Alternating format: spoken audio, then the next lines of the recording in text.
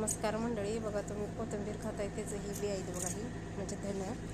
तर ही धन असं चिंगरून घ्यायचं असते ते बघा, आणि नंतर लावायचं असते.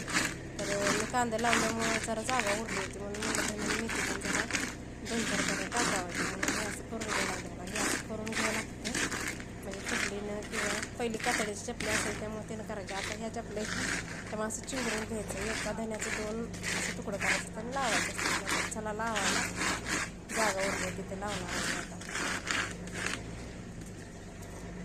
तर बघा मंडळी, झालं तर आपलं कांदे लावून, आणि मी घरी लावायचं म्हणून 150 भराचंच तरू आणलं होतं. जर जागा उरले म्हणून म्हणलं आता ह्याचे धनं टाकावं. तर बघा ही धनं बी असंच छोट्या छोट्या अशा बारक्या गऱ्या घ्यायच्या खुरप्यानं, आणि हे असं टाकायचं बघा. हे घरी खायापुरतं आपलं देशी धनं चांगलं तेवढंच.